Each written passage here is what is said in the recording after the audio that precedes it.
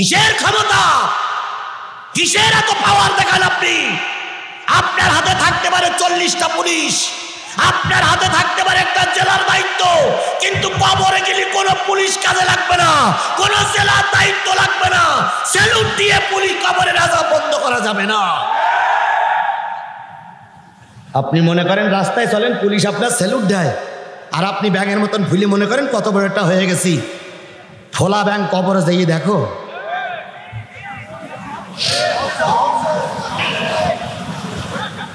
আবার কিছু লোক মারার পরে কবরের পাশে যে স্যালুট মারে, অবশ্যই স্যালুট মারুক। একজন বীর মুক্তিযোদ্ধা, সে আমার দেশের বড় সম্পদ, কারণ তাদের নেতৃত্বে আমার দেশ স্বাধীন হয়েছে, তাদের দেশ, তাদের নেতৃত্বে আমার দেশ আজাদ হয়েছে, আমরা তাদেরকে স্যালুট করি। কিন্তু সেই বীর মুক্তিযোদ্ধাকে স্যালুট করি যে মুক্তিযোদ্ধার ভিতরে ঈমান আছে। তা না হলে ঈমানদার না হয়ে কবরে গেলে কোনো স্যালুটি কাজ হবে না। সারা জীবন ইসলামের বিরোধিতা করেছেন, সারা জীবন কোরআন হাদিসের বিরোধিতা করেছেন, মরার পরে টিওনো সহ থানার লোকজন যে আপনার স্যালুট দিল, স্যালুট দেওয়ার পরে কবরের থেকে চলে আসার পর ওই স্যালুটে কি ফেরেশতারা মাফ করে দেবে? জোরে বলেন, মাফ করে দেবে? হ্যাঁ, মাফ করবে যদি আপনার আমল ভালো হয়। স্যালুটও লাগবে না, কিছুই লাগবে না, আমল যদি ভালো হয় মাফ পেয়ে যাবেন। এই জন্য বন্ধুগণ, আমল ভালো করুন। আমল মানে কি? কাজ। আমল মানে কি? কাজ। কাজ ভালো করুন, যে কাজ আল্লাহ খুশি হয়, যে কাজ রাসূল খুশি হয়। আমার দায়িত্ব, আপনাদের দায়িত্ব না। যে কাজ আল্লাহ খুশি হয়, যে কাজে রাসূল খুশি হয়, যে কাজে ইসলাম প্রচার প্রসার করা যায়, সেই কাজ করব ইনশাআল্লাহ। তাহলে যে কথা বলতেছিলাম, রাসূল যখন কালেমার দাওয়াত দিলেন, বন্ধু সব কি হয়ে গেল? শত্রু হয়ে গেল। আপন চাচাও রাসূলের শত্রু হয়ে গেল। নিজের দেশে থাকার জায়গা নবী পেলেন না, চলে গেলেন তায়েফে। মক্কার সরকার তায়েফের সরকারের কাছে গোয়েন্দা বিভাগের লোক পাঠিয়ে বলে দিল, আমার দেশের একজন ধর্মদ্রোহী লোক, আমার দেশের একজন অশান্তি করা লোক আমার দেশের থেকে তোমার দেশে চলে যাচ্ছে, এরে যদি মেরে দিতে পারো অনেক টাকা পুরস্কার দেওয়া হবে। তায়েফের সরকার যুবকদের লেলাইয়ে দিল, তায়েফের সরকার যুবকদেরকে রাজপথে নামাই দিল, তায়েফের সরকার যুবকদেরকে লেলাই দিল, মোহাম্মদ আসতেছে, মোহাম্মদকে মেরে দাও, মোহাম্মদ মেরে দিলে পৃথিবীর একটা ঝামেলা কমে যাবে। যুবকেরা রাস্তায় নামলো, নবী মোহাম্মদের সামনে পিছনে যুবকেরা লেগে গেল। কেউ কিল মারে, কেউ চল মারে, কেউ ঘুষি মারে, কেউ বা গলা ধাক্কা দিয়ে ফেলাইয়ে দেয়, কেউ বা চিৎকার করে নবীর কাঁধের পরে উঠে লাফালাফি করে। আল্লাহর নবীর রক্ত ঝরে, আল্লাহর নবীর কান ফেটে যায়, নাক ফেটে যায়। নবীজি বলেন, মালিক রে, আমি তো চুরি করি নাই, আমি তো ডাকাতি করি নাই, আমি তো পরের নারী নিয়ে ধরা পড়ি নাই, আমি তো দেশে অশান্তি চাই নাই, আমি প্রচার করেছি তোমার কোরআন। বান্দা হন তাহলে আপনার দায়িত্ব সৎ কাজের আদেশ করা, অসৎ কাজের নিষেধ করা। পুরাপুরি কার পরে ঈমান আনতে হবে? যে আল্লাহ আমাদের ঈমানের বলে বলিয়ান হয়ে এক বুক ভালোবাসা নিয়ে, মনে সাহস নিয়ে, বিভিন্ন ষড়যন্ত্রের মোকাবেলা করে দীর্ঘ 2টা বছর পর বগুড়ার মানুষদেরকে সামনে নিয়ে আমি কোরআন বলতে পারছি। এই সুযোগ যে মালিক আপনাকে আমাকে দান করেছেন, সেই মালিকের শুকরিয়া জোরে না আসতে সবাই মিলে বলছি আলহামদুলিল্লাহ। কার শুকরিয়া আদায় করলাম? খুশি হলো কে? আর আলহামদুলিল্লাহ এই শব্দটা মেনে নিতে পারে না, গ্রহণ করতে পারে না কে? শয়তানকে এই মজলিসে আছে? আছে? এখানে শয়তান নেই। মাগরিবের পর থেকে কয়জন বক্তা ওয়াজ করেছে? প্রত্যেকটা বক্তা আউযুবিল্লাহ পড়েনি। তাহলে শয়তান তাড়ানোর দোয়া কি? আউযুবিল্লাহি মিনাশ শাইতানির রাজিম। এটা তো শয়তান তাড়ানোর দোয়া। তাহলে এত বক্তা শয়তান তাড়ানোর দোয়া পড়লো, তারপরে শয়তান এখানে থাকে? থাকে? আছে? মহাবিপদ। এখানে শয়তান আছে কিনা পরে দেখতেছি। বলেন তো, মসজিদে কি শয়তান আছে? মসজিদে কি শয়তান থাকে? থাকে। মসজিদে সবটাই কোরআন তেলাওয়াত হয়, তারপরও শয়তান মসজিদে থাকে। যদি নাই থাকবে তাহলে জুতো চুরি করে কারা? মসজিদে কি জুতো চুরি হয়? হয়। তারপরে দেখবেন ভালোগুলো চুরি হয়। রাস্তায় যেই ধরিছে, চাচা কি খবর? কয় কেন বাবা? কয় আপনার পায়ে কার জুতো? ও তাই বাবা, ও ভুল করবে এসে গেছে। তা ভুল করবে যদি আসে তা ছেঁড়া দোকান আসলো না কেন? ভালো দোকান ঢুকলো কেন? যদি বাড়ি নিয়েই যেতে পারে আর চাচা নেশে না। এরকম জুতো চোর শয়তান সব জায়গায় আছে। তাহলে এর ভিতরেও শয়তান। এখন প্রমাণ, আলহামদুলিল্লাহ বলার সময় ডাইনে বামে সামনে তাকাবেন। যদি মুখ খোলে তাহলে বুঝতে হবে আল্লাহর পরে সন্তুষ্ট। আর যদি মুখ বন্ধ করে রেখে থাকে, দেখবেন সারা জীবন কিলালিও মুখ খুলবে না। এই লোকটা মনে নেবেন শয়তান। শয়তান না হলেও শয়তানের চামচা। শয়তানের চামচা হয়ে আমাদের কোরআনের মাহফিলে এসে মুখ বন্ধ করে এবার ডাইনে বামে সামনে তাকাবেন।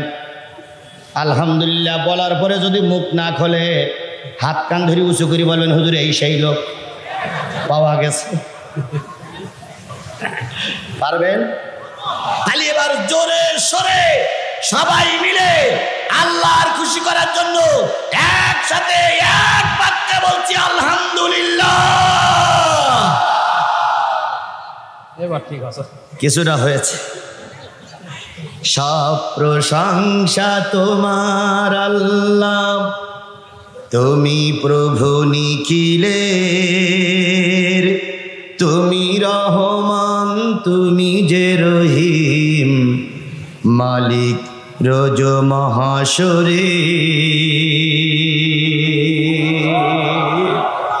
আবারও বলছি আলহামদুলিল্লাহ। সর্বকালের সর্বশ্রেষ্ঠ নবী, যার আদর্শে আদর্শিত হয়ে আমি নিজেকে উম্মত বলে দাবি করেছি, যার সুন্নতি পোশাক আমার মাথায়, যার সুন্নত আমার মুখে, যার সুন্নত আমার গায়ে, যার সুন্নত আমার শরীরে, সেই নবীর নামে দুরুদ আর সালাম সবাই মিলে বলছি সাল্লাল্লাহু আলাইহি ওয়াসাল্লাম। সম্মানিত ভাইরা, আমার নবীর চাইতে ভালো মানুষ পৃথিবীতে কেউ ছিল? এখন কেউ আছে? কিয়ামত পর্যন্ত যদি সবাই মিলে চেষ্টা করে, নবীর চাইতে ভালো মানুষের সন্ধান আর পাওয়া যাবে না। নবীর দোষ ছিল কি? উস্কানিমূলক কথা বলা। প্রায় একটা শব্দ শুনি, উস্কানিমূলক কথা বলবেন না। এটা কিসের শব্দ? কের জন্য উস্কানিমূলক কথা হবে? এখানে কোরআন হাদিসের কথা বলার জন্য আমরা আসছি। এখানে উস্কানিমূলক কথা হবে কেন? উস্কানিমূলক কথা তারাই মনে করে যাদেরকে চুরি করলে চোর বলা হয়, যাদের ডাকাত করলে ডাকাত বলা হয়, যারা পরের মাল আত্মসাৎ করলে সত্য কথাটা বলা হয়, ওনারাই কেবল উস্কানিমূলক কথা বুঝতে পারে। আমরা কোনো মাহফিলে উস্কানিমূলক কথা বলি না। প্রায় জায়গায় এখন নেতারা বলে উস্কানিমূলক কথা বলবেন না। উস্কানিমূলক কথা তো আপনারাই বলেন। আমরা কোরআন হাদিসের কথা বলতে এসেছি, এখানে আপনারা বাধা দিয়ে উস্কানিমূলক শব্দ আপনারাই ব্যবহার করেন। উস্কানিমূলক কথা হবে কেন? আবার কোরআন হাদিসে চোরের কথা আছে। চোরের চোর বললি যদি সে খারাপ মনে করে, আমার তাতে কি যায় আসে যায়? সুদ খাইলে গোনা হয়, সুদ করে সুদ কর বললে যদি তার প্রতাপটা জ্বলে ওঠে, তা আমার কথা কোন জায়গায় উস্কানি হলো?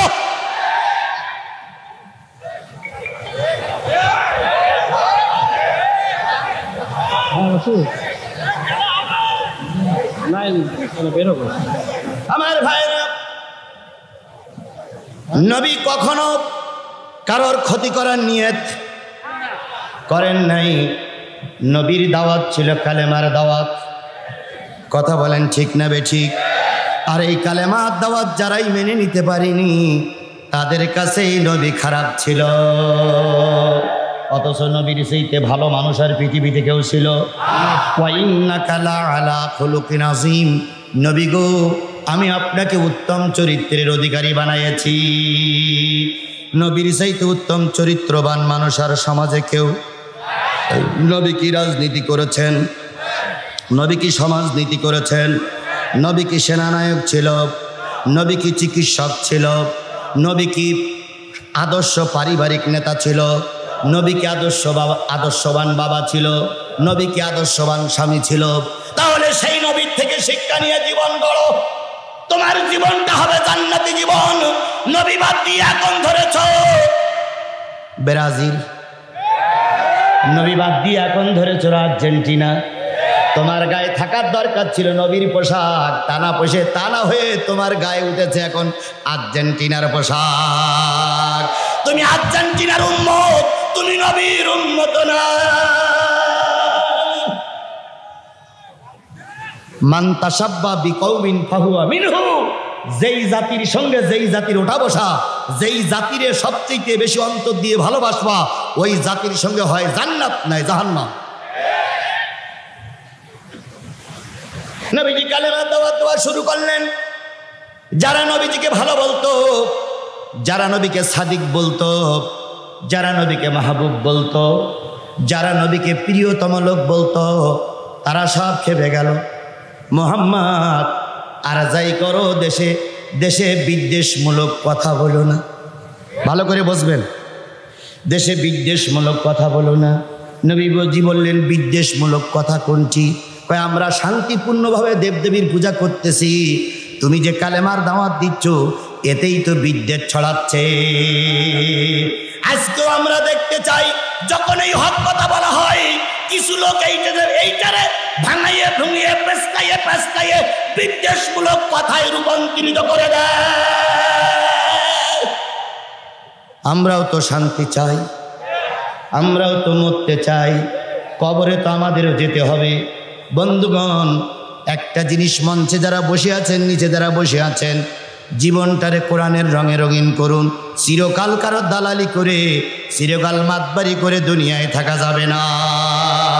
একদিন চেয়ারম্যানের মরা লাগবে, একদিন আজকের মাহফিলের সভাপতির কবরে যাওয়া লাগবে। কথা বলেন ঠিক না ঠিক? সেদিন যদি আমল ভালো না হয়, কোটি টাকা ঘুষ দিয়ে ফেরেশতার কাছে নাজাত পাওয়া যাবে না। কিসের ক্ষমতা, কিসের এত পাওয়ার দেখান আপনি? আপনার হাতে থাকতে পারে 40টা পুলিশ, আপনার হাতে থাকতে পারে একটা জেলার দায়িত্ব, কিন্তু কবরে গেলে কোনো পুলিশ কাজে লাগবে না, কোনো জেলার দায়িত্ব লাগবে না। স্যালুট দিয়ে পুলিশ কবরের আযাব বন্ধ করা যাবে না। আপনি মনে করেন রাস্তায় চলেন, পুলিশ আপনার স্যালুট দেয়, আর আপনি ব্যাঙের মতন ভুলে মনে করেন কত বড় একটা হয়ে গেছি। ফোলা ব্যাঙ কবরে যেয়ে দেখো।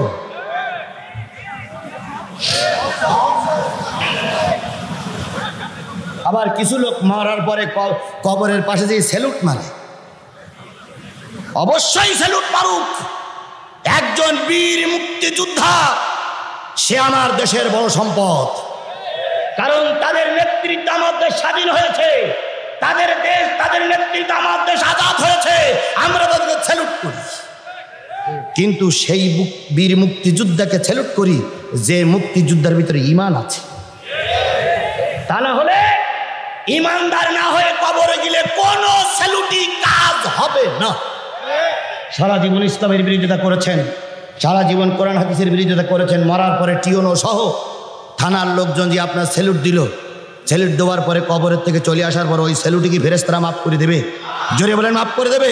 হ্যাঁ, মাফ করবে যদি আপনার আমল ভালো হয়। স্যালুটও লাগবে না, কিছুই লাগবে না, আমল যদি ভালো হয় মাফ পেয়ে যাবেন। এই জন্য বন্ধুগণ, আমল ভালো করুন। আমল মানে কি? কাজ। আমল মানে কি?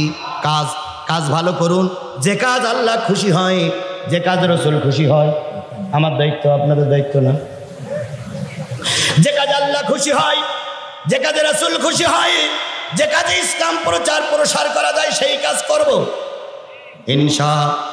তাহলে যে কথা বলতেছিলাম, রাসূল যখন কালেমার দাওয়াত দিলেন, বন্ধু সব কি হয়ে গেল? শত্রু হয়ে গেল। আপন চাচাও রাসূলের শত্রু হয়ে গেল। নিজের দেশে থাকার জায়গা নবী পেলেন না, চলে গেলেন তায়েফে। মক্কার সরকার তায়েফের সরকারের কাছে গোয়েন্দা বিভাগের লোক পাঠিয়ে বলে দিল, আমার দেশের একজন ধর্মদ্রোহী লোক, আমার দেশের একজন অশান্তি করা লোক আমার দেশের থেকে তোমার দেশে চলে যাচ্ছে, এরে যদি মেরে দিতে পারো অনেক টাকা পুরস্কার দেওয়া হবে। তায়েফের সরকার যুবকদের লেলাইয়ে দিল, তায়েফের সরকার যুবকদেরকে রাজপথে নামাই দিল, তায়েফের সরকার যুবকদেরকে লেলাই দিল, মোহাম্মদ আসতেছে, মোহাম্মদকে মেরে দাও, মোহাম্মদ মেরে দিলে পৃথিবীর একটা ঝামেলা কমে যাবে। যুবকেরা রাস্তায় নামলো, নবী মোহাম্মদের সামনে পিছনে যুবকেরা লেগে গেল, কেউ কিল মারে, কেউ চল মারে, কেউ ঘুষি মারে, কেউ বা গলা ধাক্কা দিয়ে ফেলাইয়ে দেয়, কেউ বা চিৎকার করে নবীর কাঁধের পরে উঠে লাফালাফি করে। আল্লাহর নবীর রক্ত ঝরে, আল্লাহর নবীর কান ফেটে যায়, নাক ফেটে যায়। নবীজি বলেন, মালিক রে, আমি তো চুরি করি নাই, আমি তো ডাকাতি করি নাই, আমি তো পরের নারী নিয়ে ধরা পড়ি নাই, আমি তো দেশে অশান্তি চাই নাই, আমি প্রচার করেছি তোমার কোরআন। আজকেও দেখতেছি অনেক কোরআন প্রচারকদের উপরে নির্যাতন চলছে, আজকেও দেখতেছি অনেক কোরআন প্রচারকদেরকে মঞ্চের থেকে নেমে অপমান করা হচ্ছে, আজকেও দেখতেছি অনেক কোরআন প্রচারককে বিনা কারণে জেলে আটকে রাখা হয়েছে।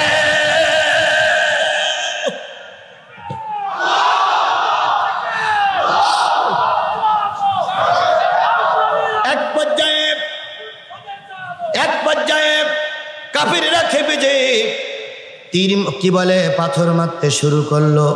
সোনার নবী, মায়ার নবী, দয়ার নবী, যেই নবীর চেহারার দিকে তাকায় থাকলে মানুষের পেটে ক্ষুধা থাকতো না। হযরত আয়েশা বলেছেন, পূর্ণিমা রাত্রিতে আকাশের দিকে তাকাতাম আর আমি আমার নবীর চেহারার দিকে তাকাইতাম। পূর্ণিমার চাঁদের ভিতরে কলঙ্ক দেখেছি, কিন্তু আমার নবীর চেহারার ভিতরে কোনো কলঙ্ক দেখি নাই। হযরত আয়েশা বর্ণনা করেছেন, নবী যখন বাইরের কাজ করে ভিতরে আসতেন, আমি নবীর কাপড়গুলো সেলাই করতাম, লণ্ঠনের আলো জ্বালিয়ে সেলাই করতাম। কখন জানি লণ্ঠনের তেল ফুরিয়ে গেছে, লণ্ঠনটা নিভে গেছে, আমার হাতের সুচ পড়ে গেছে। নবী তখন কম্বল মুড়ি দিয়ে আমার ঘরে শোয়া। আমি চিন্তা করতাম এই সারানো সুচ কি করে খুঁজে পাবো। আমি বুদ্ধি করে নবীর চেহারার উপর থেকে কম্বল সরাইয়া দিতাম। নবীর চেহারার থেকে কম্বল সরাইলে নবীর চেহারায় অন্ধকার ঘরে এমন আলো হয়েছে, যেই আলোয় আমি আমার হারানো সুচ খুঁজে পেয়েছি। কি নবী ছিলেন আমার মানুষ, কি নবী ছিলেন আমার সোনার মানুষ। সেই মানুষটারও রক্তাক্ত করেছিল কিসের অপরাধ করার কারণে? কোরআনের দাওয়াত দেওয়ার অপরাধে তাদেরকেও রক্তাক্ত করা হয়েছে। কথা বলেন ঠিক না ঠিক?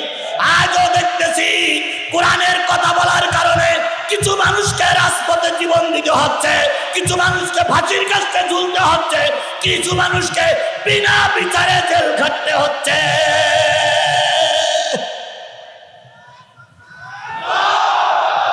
আজকে আবু জেহেল নাই, কিন্তু আবু জেহেলের প্রেতাত্মারা এখন আমাদের সমাজে বেঁচে আছে। আমার ভাইয়েরা, নবীজিকে পাথর মারতে শুরু করলেন।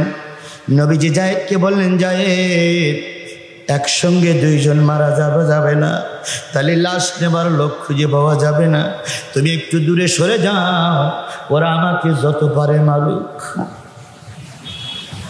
যায়েদ বলেন, ইয়া রাসূলুল্লাহ, আমি আপনাকে জীবনের চাইতে ভালোবাসি। লা ইউমিনু আহাদুকুম হাত্তা আকুনা হাব্বা ইলাইহি মিন ওয়ালিদিহি ওয়া ওয়ালাদিহি ওয়ান নাসি আজমাইন। ততক্ষণ পর্যন্ত কেউ মুমিন হতে পারবে না যতক্ষণ পিতা মাতা ভাই বোন আত্মীয় স্বজন স্ত্রী পরিজন সবার চাইতে রাসূলকে বেশি ভালোবাসা না যাবে, ততক্ষণ কি হওয়া যাবে না? মুমিন হওয়া যাবে না। আজকে দলের কোট তোমার গায়ে, ব্রাজিলের কোট তোমার গায়ে, আর্জেন্টিনার কোট তোমার গায়ে, তুমি আর্জেন্টিনার উম্মত, ব্রাজিলের উম্মত। নবীর সুন্নাত তোমার গায়ে ওঠে না, নবীর পোশাক তোমার মুখে শোভা পায় না, তুমি কোন কায়দায় নবীর উম্মত বলে দাবি করো? যায়েদ, তুমি সরে যাও। যায়েদ বলেন, ইয়া রাসূলুল্লাহ, আমি সরে যাব না। নবীজি বললেন, যায়েদ রে, যেটা বলি সেটাই করো। জায়েদ কাঁদতে কাঁদতে একটা গাছের আড়ালে চলে গেলেন, পাহাড়ের আড়ালে চলে গেলেন। কাফেরেরা পাথর মারতে শুরু করলো, মারতে মারতে মারতে মারতে নবী এক সময় পাথরের নিচে ঢাকা পড়ে গেল। যুবকেরা পাহাড়ে পাথরের পরে এসে নাচানাচি করতে শুরু করে আর বলল, কুতিলা মোহাম্মদ, কুতিলা মোহাম্মদ, কুতিলা মোহাম্মদ, মোহাম্মদ মারা গেছে, মোহাম্মদ মারা গেছে। আনন্দ করে ওরা চলে গেল। জায়েদ ফিরে আসলেন, এসে লক্ষ্য করলেন নবীর হাত পা কাপড় চোপড় কিছুই দেখা যাচ্ছে না, সবটা পাথরের ভিতরে জমাট হয়ে গেছে। পাথরগুলো সরাইতে লাগলেন, সরাইতে সরাইতে এক সময় নবীরে আবিষ্কার করে ফেললেন, নবীরে সোজা করে বসালেন। নবীর হুঁশ নাই। কি দোষ করেছিল আমার নবী? কি খারাপ ভাষা ব্যবহার করেছিল আমার নবী? সমাজে কোন জায়গায় আমার নবী উচ্ছৃঙ্খলা করেছিল? সেদিন কাফেরেরা কেন নবীকে মারল? আজকে ওই নবীর কথা যারাই বলতেছে, নবীর কথা যারাই বলতেছে, তাদেরকে ওই কাফেরের উত্তর শরীরাই মারতেছে।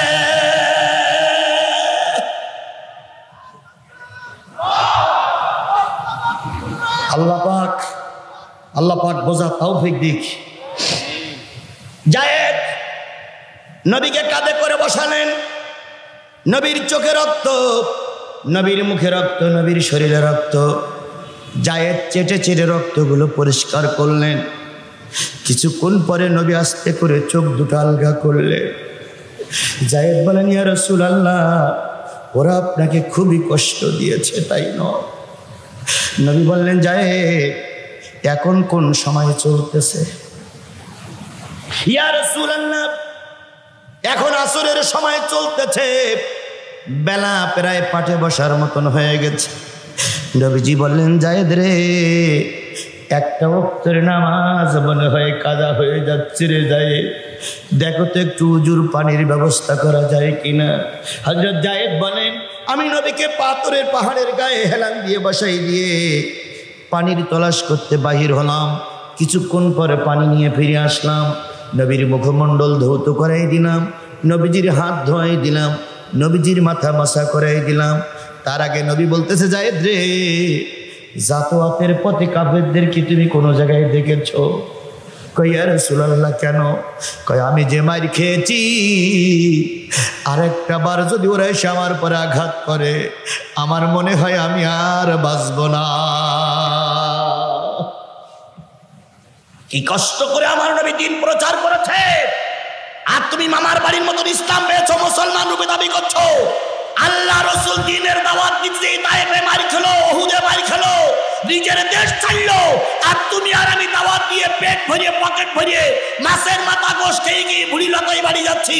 তোমার তাবলীগ আর রসুলের তাবলীগ, তোমার দাওয়াত আর রসুলের দাওয়াত, তোমার বক্তৃতা আর রসুলের বক্তৃতা, তোমার কালেমা আর রসুলের কালেমা এক হচ্ছে না।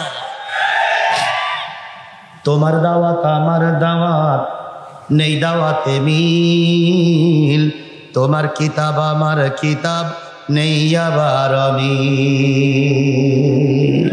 তোমার দাওয়াত আমার দাওয়াত, নেই দাওয়াতে মিল, তোমার কিতাব আমার কিতাব, নেই আবার মিল। তোমার দাওয়াত গোশত পোলাও, প্লেট ভরা ভাত, আমার দাওয়াত জেলখানাতে দুর্বিষহরা।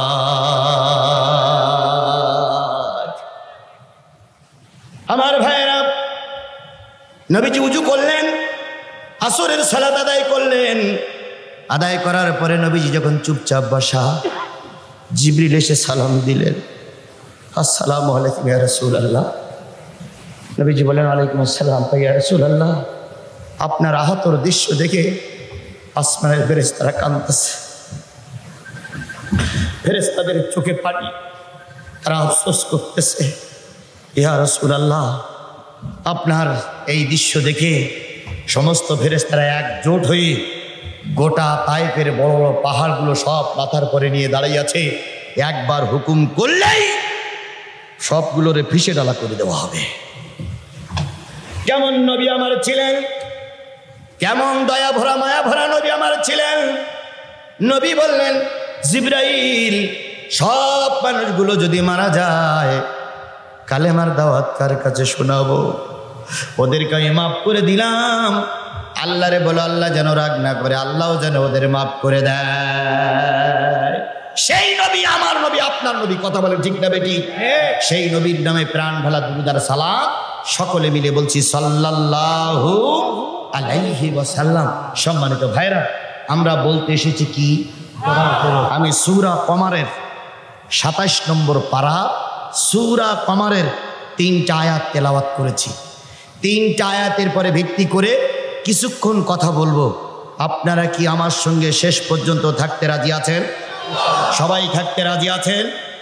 আমি ইতিমধ্যে আমার ঘড়ির টাইম অনুসারে ইতিমধ্যে আমি 40 মিনিট কথা বলেছি।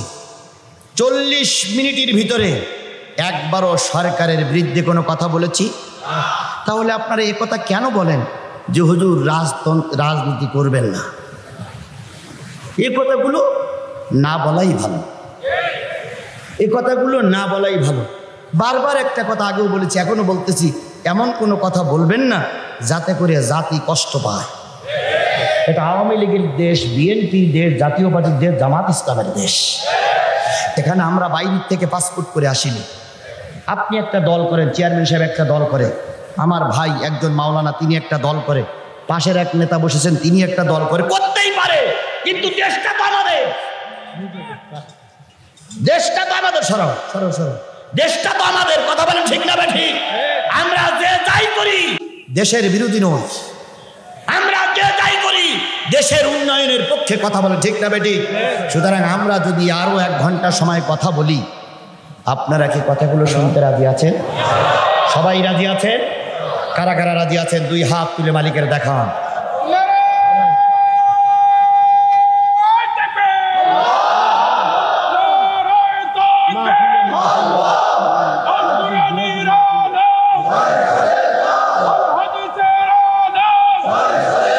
আল্লাহ এই হাতগুলোরে কবুল করুক। আরো জোরে বলেন আমিন, আরো জোরে আমিন, আরো জোরে। হাত তুলে দেখালাম আমরা কি শুনবো, আর আমি হাত তুলেছি কি বলবো। এখানে ডিবি পুলিশ আছেন, সাদা পোশাকধারী পুলিশিরা আছেন, এখানে আওয়ামী লীগের কিছু ভাইরাও আমার কথাগুলো শুনতেছেন। আমি আপনাদের কাছে করজোড়ে অনুরোধ করব, যে কথাগুলো হবে আপনি যদি কাউকে বলতে চান সেই কথাগুলোই বলবেন। তার বেশি যদি অতিরিক্ত কিছু বলে এসপি সাহেবের কান ভাঙান, সরকারের কাছে আমাদের বিরুদ্ধে রিপোর্ট দিয়ে যদি সরকারকে আমাদের বিরুদ্ধে উস্কাই দেন, আমি আজকে এই হাজারো জনতা নিয়ে আল্লাহর কাছে আপনার বিরুদ্ধে নালিশ করে যাব। আল্লাহ পাক বাঁচাই রাখবে, কিন্তু শান্তি থাকবে না। আল্লাহ পাক বাঁচাই রাখবে, কিন্তু ঘরের রোগ শোক বন্ধ হবে না। আল্লাহ বাঁচাই রাখবে, কিন্তু গজব একটার পর একটা আসতেই থাকবে। মানুষের চোখের পানি কুড়িয়েন না, মানুষের মুখের হাসি কুড়ান। আল্লাহ শান্তি দিবে, বরকত দিবে, রহমত দিবে। বলি একরকম, শোনে একরকম, শুনে আর একরকম।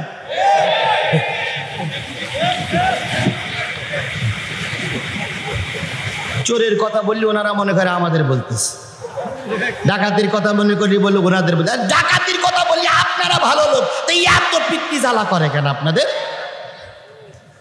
আপনার তো ভালো লোক, আপনার তো জীবনে ডাকাতি করেনি, চুরি করেনি, তা চোরের কথা বলি আপনার গাছালা করে কেন? তাহলে নিশ্চয়ই আপনার ভিতরে কোনো অ্যালার্জি আছে।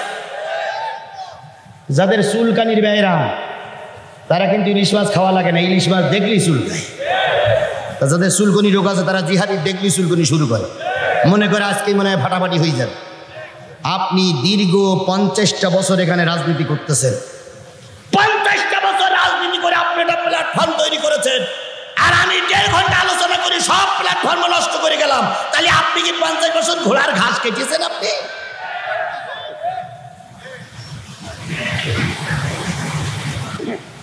আল্লাহ বোঝার তৌফিক দিক। আমি আবার ওয়াদা করছি, আমার চেয়ারম্যান সাহেবের কথা অনুসারে, সভাপতি সাহেব মনে হয় তাড়াতাড়ি চলে গেলেন, না না ওনার সমস্যা আছে। আচ্ছা উনি আসুক। আমি সভাপতি ভাইকে আবার অনুরোধ করছি, যদি আপনি আশপাশ থেকে দেখেন খেয়ে আমার এখানে আসেন, কারণ আপনি দয়া করে আমার কথাগুলো শুনুন ভাই। আপনাদের বগুড়ার মানুষের কাছে অনুরোধ করে আমার কথাগুলো শুনুন। আমি বাঘও নই, ভাল্লুকও নই, আমি হিংস্র কোনো জন্তু নই, আমি মানুষ। মানুষের কথা মানুষ শুনবে, কথা বলে ঠিক না বেঠিক? আমার চেয়ারম্যান যথার্থই বলেছেন যে আমি প্রথম থেকে শেষ পর্যন্ত থাকবো। এরকম বীর পুরুষ যদি আমার পাশে থাকে, ওরে কোনো লোকের কথা আমার কানে ঢোকবেও না, কারোর কথা আমি গুনবও না, আমি আমার গতিতে চলবো। পাশে আছে তো নেতা, চিন্তার কিসের ভয়? পাশে আছে নেতা, আর আছে আমার মাথার উপরে কে? জোরে বলেন, মাথার উপরে কে আছে? আপনারা যতই ষড়যন্ত্র করুক, গজব আপনার উপরে নাজিল হবে, জিহাদির একটা চুলও ছেড়া যাবে না। তাহলে আমরা কোরআন বলবো, আপনারা কি শুনতে রাজি আছে? শেষ পর্যন্ত আল্লাহ পাক আমাদের কবুল করুক। কোন সূরা পড়েছি? সূরা কমার কয়টা আয়াত? 3টা আয়াত। 3টা আয়াতের পরে ভিত্তি করে আমি আমার নির্ধারিত সময় পর্যন্ত কথা বলবো। দয়া করে কেউ আমাকে ফেলাই রেখে চলে যাবেন না। যদি আমাকে ফেলাই রেখে যান, বুঝবো আপনি মুনাফিক, বুঝবো আপনি কি। সবচেয়ে বড় বন্ধু সেই লোক, সবচেয়ে বড় ইমানদার সেই লোক, যে লোক জালেমদের সামনে সত্য কথাটুকু তুলে ধরতে পারে। তাহলে আমরা তো সত্য কথাটুকু তুলে ধরার জন্য আসছি। আমাকে ফেলাই রেখে যাওয়া মানে বাঘের মুখে ছেড়ে দিয়ে চলে যাওয়া। আপনার ভিতরে যদি সামান্য পরিমাণে 1 ইঞ্চি ইমান থাকে, আপনার মা যদি মুসলমান হয় আর আপনার বাবা যদি মুসলমান হয়, আপনার যদি বিয়ের সময় আপনার মা বাপের বিয়ের সময় যদি কলেমা পড়াই বিয়ে হয়ে থাকে, আপনার জন্মের পরে যদি কানে আজান আর একামত শুনিয়ে থাকে, আল্লাহর কসম আপনার জীবনের সব চলে যাবে, তবু আপনি কোরআনের মাহফিল ছেড়ে পালাইয়ে বাড়ি যেতে পারেন না। যে কটা যাবো বুঝতে হবে মুনাফিক, বুঝতে হবে মুনাফিক, বুঝতে হবে মুনাফিক। তবে হ্যাঁ, পায়খানা পেশাব লাগার সুযোগ আছে, করারও সুযোগ আছে, আসারও সুযোগ আছে। কিন্তু এই পায়খানা পেশাবের নাম করে 1 আঙুল জায়গায় চলে যাবেন, কেউ দেখেনি, কিন্তু ফেরেস্তা দেখে গেছে। ফেরেস্তা মরার পরে বলবে, তুই মাহফিলে যেও থাকিস নি, তুই তো সেই লোক, কষণ একটু জোরে হ। আল্লাহ বোঝার তৌফিক দিক। আমার ভাইয়েরা, হাত উঁচু করেছি, হাত উঁচু করেছি, হাত উঁচু করেছি, কি শুনবো? জি, চেয়ারম্যান ভাই আসতেছে, শুনিনেস 1 মিনিট, মোবাইলও আছে। কি হয়েছে? এত জোরে চেল্লালিতে মাইক থাকে? মাইক ওয়ালা দোষ না, আমার দোষ। খেয়াল করেন আমার দিকে, নাসির ভাই দেখেন তো, খেয়াল করেন তো কোনটা হরেন মনে কেটে গেছে, ইউনিট মনে একটা কেটে গেছে। কোনটা কাটছে? এইটা কাটছে, এইটা কাটছে। আচ্ছা আচ্ছা আচ্ছা, দায়িত্বশীলীরা দায়িত্ব দেখতেছে, খেয়াল করতেছে, আপনারা খেয়াল করেন। আমার ভাইয়েরা, তাহলে হাত উঁচু করেছি, কি শুনবো? আজকের এই কোরআনের মাহফিল হচ্ছে 1.5 লক্ষ টাকা খরচ। সরকার বাহাদুর দেশে 1 লাখ, আর আমরা দিছি 50,000। দেশে দেশে বরং দেয় তো না, একটু অনুমতি আনতে গেলেই বেঁকে বসে। স্যার, কোরআনের মাহফিল দেব, বক্তা তারেক মনোয়ার হবে না, হবে না। কি সমস্যা? কয় লোক বেশি হবে, অরাজকতা শুরু হবে। তাহলে মাহফিল ওনারা বন্ধ করতে চাই, আর আমরা মাহফিলগুলো ঠিকাই রাখতে চাই। কথা বলেন ঠিক না ঠিক? কর্তৃপক্ষ আমার হুজুর একটা বাচ্চারা দিয়ে হাদিস মুখস্থ করাই আপনাদের শোনাইয়াছেন। ওরকম হাজারো বাচ্চা, 70টা বাচ্চা প্রতিদিন হাদিস মুখস্থ করতেছে। ও মুসলমান, যদি ভোরকানিয়া মাদ্রাসাটা টিকে থাকে, একদিন বড় ডিগ্রিধারী আলিয়া মাদ্রাসা টিকে থাকবে। যদি ভোরকানিয়া মাদ্রাসাগুলো টিকে থাকে, বড় বড় হুজুররা ছাত্র ছাত্রী খুঁজে পাবে। প্রাইমারি স্কুল যদি টিকে থাকে, বিশ্ববিদ্যালয় টিকে থাকবে। প্রাইমারি স্কুল যদি বন্ধ হয়ে যায়, বিশ্ববিদ্যালয় বন্ধ হয়ে যাবে। ভালো ভালো মসজিদ করে লাভ কি? যদি কোরআন শিক্ষা চালু না থাকে, মসজিদ থাকবে, মুসল্লি থাকবে না। এই জন্যই ফোরকানিয়া মাদ্রাসা টিকে থাকা আপনারা কি চান? চাইতে গেলে 2টো জিনিস লাগবে। একটা হলো এদের জন্য দোয়া করা লাগবে, আর একটা হলো এলাকায় যারা আছেন ছাত্র ছাত্রী দেওয়া লাগবে। আর 3 নম্বর যে কাজটা, এদের যা অসম্পূর্ণ আছে আমরা সম্পূর্ণ করার জন্য সবাই সাহায্যের হাত নিয়ে এগিয়ে আসবো।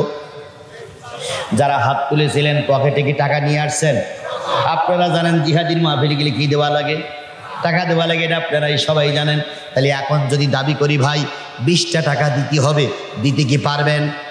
কার কার পকেটে 20 টাকা আছে? দেখেন, দিতে হবে না, কিন্তু 20টা টাকা কার পকেটে আছে? একটু হাত তোলেন তো। হুজুর, আমার পকেটে 20টা টাকা আছে। বেশি থাক তা তো সমস্যা নেই, কিন্তু 20 টাকার কম নেই। কার কার পকেটে আছে? হাত তোলেন। ও ভাই, যাদের পকেটে টাকা আছে হাত তোলেন। তোলেন নাই, ফেরেশতা কিন্তু কাঁধে বসে দেখতেছে আল্লাহ টাকা নিয়ে আসছে, কিন্তু দেওয়ার ভাইতে হাত তুলিনি। ভাই আপনার পকেটে টাকা নেই? এই পিছনে পিছনে পিছনে ভাই, 20 টাকার দরকার নেই, 10 টাকা হবে না? তাহলে 10 টাকাও যাদের পকেটে আছে 20 টাকার সঙ্গে তারাও হাত তোলেন।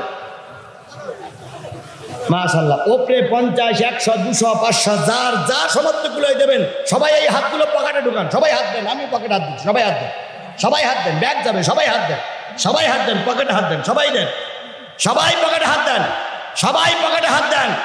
হলুদ গেঞ্জি, হলুদ গেঞ্জি, হলুদ গেঞ্জি, যারা হলুদ গেঞ্জি, বেশ হলুদ গেঞ্জি, হলুদ গেঞ্জিরা যাচ্ছে, হলুদ গেঞ্জিরা যাচ্ছে, হলুদ গেঞ্জির কাছে দেবেন। চারিদিক থেকে হলুদ গেঞ্জি যাচ্ছে, চারিদিক থেকে, এদিকে হলুদ গেঞ্জি বেশা যে দাঁড়ান, হলুদ গেঞ্জি যাচ্ছে, চারিদিক থেকে হলুদ গেঞ্জি যাচ্ছে। এই হলুদ গেঞ্জিগুলো হলো স্বেচ্ছাসেবক বাহিনী, এদের কাছে 20 টাকার নিচে কেউ দেবেন না ভাই। আর আরেকটা ছোট্ট অনুরোধ শোনেন, এই যে 2 জন লোক উঠছেন, শোনেন আমার কথা শোনেন, যতক্ষণ কালেকশন না হবে ততক্ষণ দয়া করে উঠবেন না, কারণ আপনি উঠলে মাদ্রাসাটার ক্ষতি হবে। আপনি টাকা দিয়েন না, আপনার টাকা দেওয়ার দরকার নেই, আপনি বসেন। এই লোকটার বসাই দেন তো, এই লোকটার বসাই দেন, হ্যাঁ বসেন। টাকা কালেকশনের পরে উনি যাবে পেশাব করতে, সমস্যা নেই, এখন বসুন তাড়াতাড়ি। এইবার মঞ্চে যারা আছেন দেন, মঞ্চে দেন, দেন ভাই দেন। মাশাআল্লাহ, আমার ভাই, আমার প্রিয় ভাই, আমার প্রিয় ভাই, আর একজন আব্দুল সামাদ, আমার প্রিয় ভাই, মাশাআল্লাহ, আর একজন।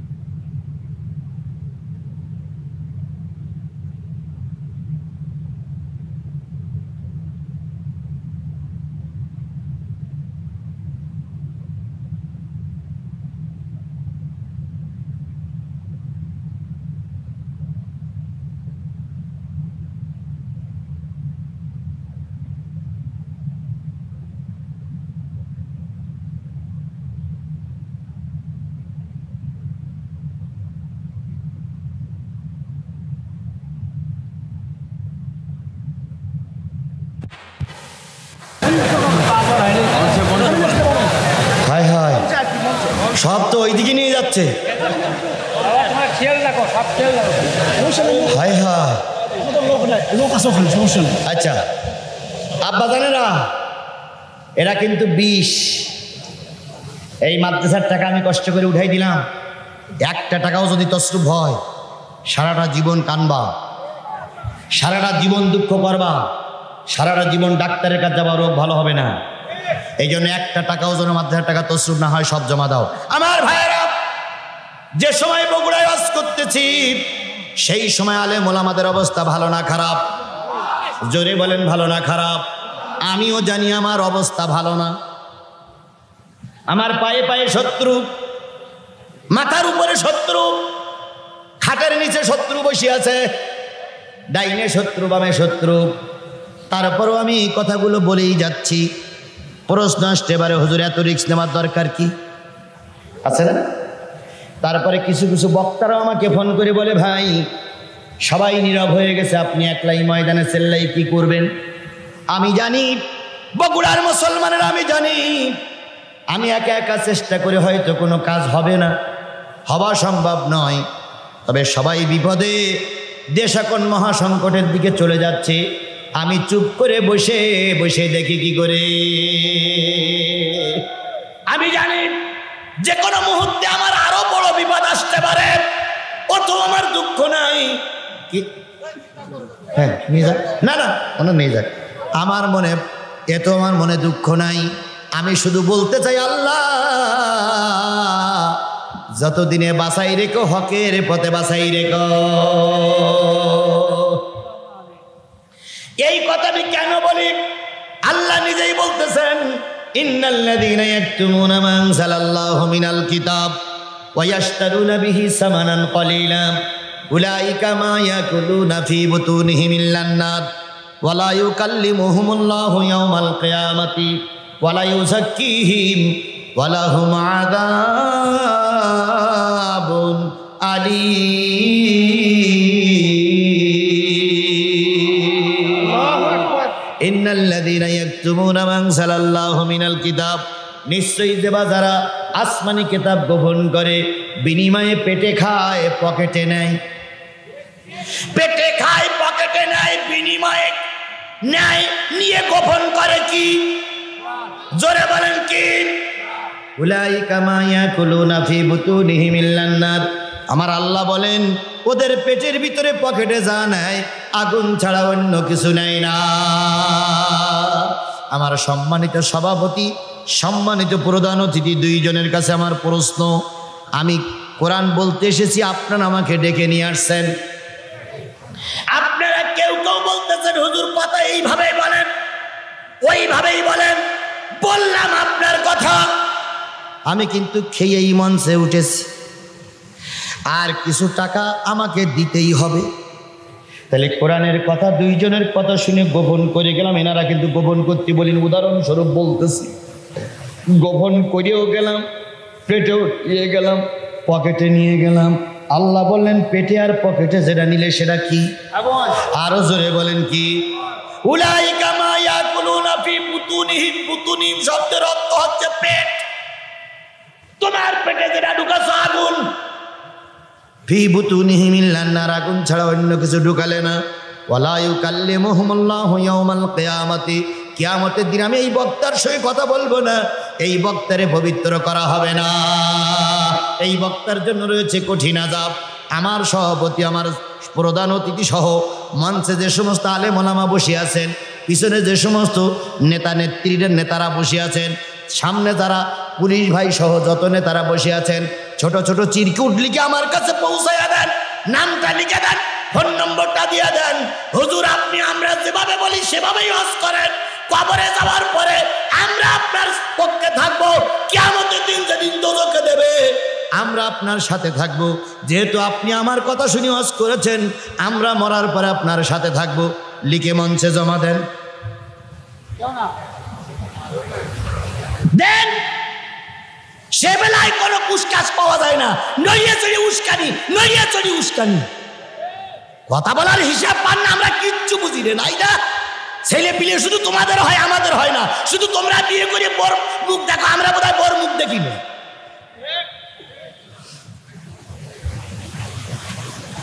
ওনারা মনে করে আমরা উপরের থেকে পাইখানা করি, কেউ বোঝে না। দেশটার সমস্ত টাকাগুলো সব সুইস ব্যাংকে। অনেক ব্যাংক দেউলিয়া হওয়ার পথে। আগে নেতা হওয়ার আগে স্যান্ডেলের ফিতে কেনার পয়সা ছিল না, এখন কোটি কোটি টাকার মালিক। ওইগুলো বললি উস্কানিগুলো কথা হয়, তাই না দুলা ভাই?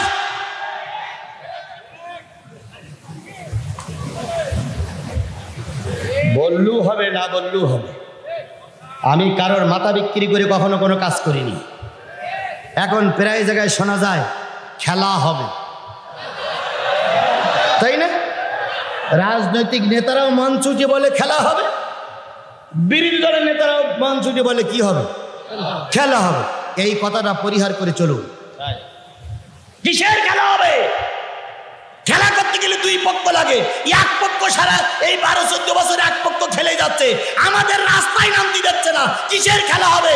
খেলা তো আপনারাই করতেছেন, বারবার বলেন খেলা হবে। খেলা হলে আমাদের রাস্তায় নামতে দেন। আর্জেন্টিনায় মুসলমান শোনো, শোনো আর মনে মনে প্রস্তুতি থাকো। যার যা আছে তাই নিয়ে প্রস্তুত থাকবা। আমার জাতির স্থপতি বলে গেছিলেন, জাতির স্থপতির কথায় যদি উস্কানি না হয়, আমার কথা উস্কানি নয়। জাতির স্থপতি মরহুম প্রেসিডেন্ট মুজিবুর রহমান বলেছিলেন, ভাইরা আমার, বোনেরা আমার, যার যা আছে তাই নিয়ে শত্রুর মোকাবেলা করার জন্য প্রস্তুত থাকবা। আমি যদি গ্রেফতার হয়ে যাই, হুকুম দেবার যদি নাও পারি, যার যা আছে তাই নিয়ে শত্রুর মোকাবেলা করার জন্য ঝাঁপিয়ে পড়বা। রক্ত যখন দিয়েছি, রক্ত আরো দেব, তবু দেশের মানুষকে স্বাধীন করে ছাড়বো ইনশাআল্লাহ। আল কোরআনের আলো, দুনিয়ার মুসলিম, আমার নেতা, আমার দেশের স্থপতি, যার নেতৃত্বে দেশ স্বাধীন হয়েছে, তার কথার সুরের সঙ্গে আমিও সুর মিলাই বলতেছি, যারা কোরআনে আঘাত করবে, ধর্মের পরে আঘাত করবে, কোরআনের মাহফিলের পরে আঘাত করবে, এদের প্রতিহত করার জন্য যার যা আছে তাই নিয়ে তৈরি থাকো মুসলমান।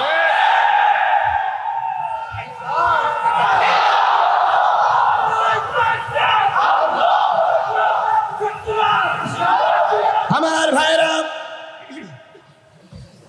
তাকবীর দেওয়ার জন্য আপনার মনটা হু হু করতেছে, এটা আমিও বুঝি, আমিও বুঝি। প্রত্যেকটা মানুষের দিলের ভিতরে তাদের তামান্না লুকায় আছে। কথা বলেন ঠিক না ঠিক? সরকারি দলের একজন লোক আমার পাশে বসা। আমরা মরহুম প্রেসিডেন্ট মুজিবুর রহমানকে অবশ্যই শ্রদ্ধার চোখে দেখি। মরহুম প্রেসিডেন্ট মুজিবুর রহমান যদি দেশ স্বাধীনতার নায়কের ভূমিকা পালন না করতেন, হয়তো আমার দেশ স্বাধীন হতে আরো অনেক বছর লেগে যেত। তার নেতৃত্বে আমার দেশের দামাল ছেলেরা যুদ্ধ করে দেশ স্বাধীন করেছে। কথা বলেন ঠিক না ঠিক? যুগে যুগে এক একজন মানুষকে আল্লাহ পাক জন্ম দেন, যুগে যুগে একজন মহামানব জন্ম হয়, তাদের নেতৃত্বে সমাজ জাতি পরিবর্তন হয়। সেরকম একজন পরিবর্তনশীল নেতা পেয়েছিলাম মরহুম প্রেসিডেন্ট মুজিবুর রহমানকে। কথা বলেন ঠিক না ঠিক? ঠিক 50 বছর পর মরহুম প্রেসিডেন্ট মুজিবুর রহমান যেমন রাষ্ট্রনায়ক ছিলেন, তার নেতৃত্বে যেমন দেশ উজ্জীবিত হয়েছিল, আমরাও 50 বছর পরে কোরআনের একজন পাখি পেয়েছিলাম, যার নেতৃত্বে গোটা বিশ্বে একটা আলোড়ন সৃষ্টি হয়েছিল। তার কোরআনের দাওয়াত শুনে প্রায় 1200 মুসলিম কালেমা পড়ে মুসলমান হয়েছিল। জাতির কি নির্মম পরিহাস, আজকে 82 বছর বয়সে তিনি জেলখানায় বসে বসে কাঁদতেছে। আমার দেশের প্রধানমন্ত্রী, কেউ বলে হয় দেশের জননী, কেউ বলা হয় দেশের মা, কেউ বলা হয় আলেমদের মা। আমরা আমাদের মায়ের কাছে অনুরোধ করি,